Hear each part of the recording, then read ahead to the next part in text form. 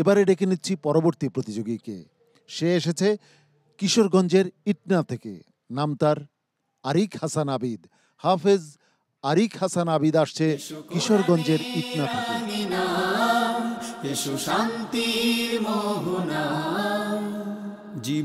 আসসালামু আলাইকুম ওয়া রাহমাতুল্লাহি ওয়া বারাকাতুহু। وعليكم السلام ورحمة الله وبركاته. أعوذ بالله من الشيطان الرجيم. وكذلك أنزلناه قرآنا عربيا. أعوذ بالله من الشيطان الرجيم. بسم الله الرحمن الرحيم.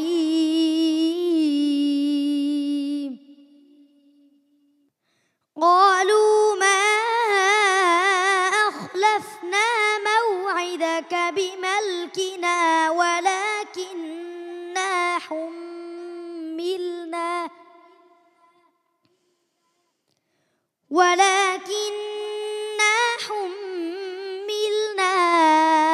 أوزارا من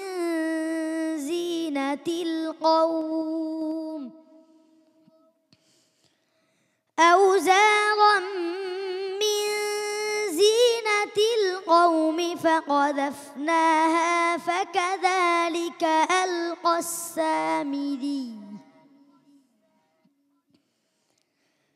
فأخرج لهم عجلا جسدا له خوار فقالوا هذا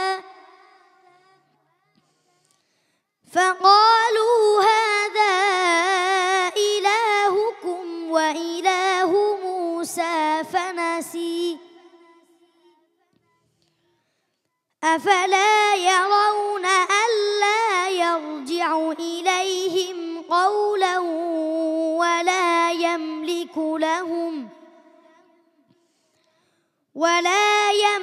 لهم ضرا ولا نفعا. ولقد قال لهم هارون من قبل يا قوم إنما فتنتم به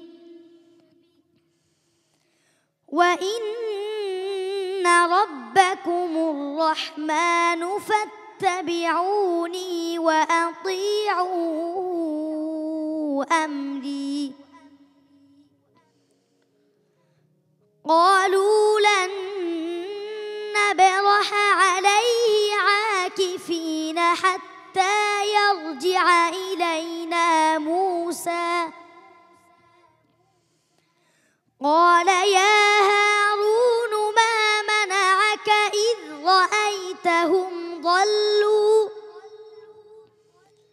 ألا تتبعني أفعصيت أمري.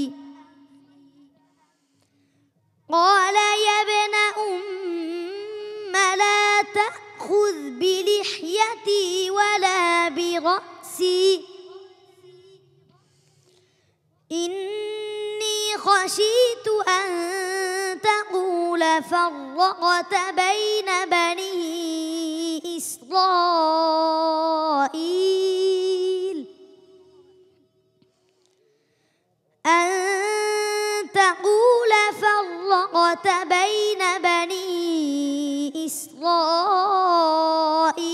ولا ترقب قولي. আবার বলো أن تقول فرقت بين بني إسرائيل ولم ترقب قولي. قال فما خطبك يا سامري. قال بصرت بما لم يبصروا به فقبضت قبضة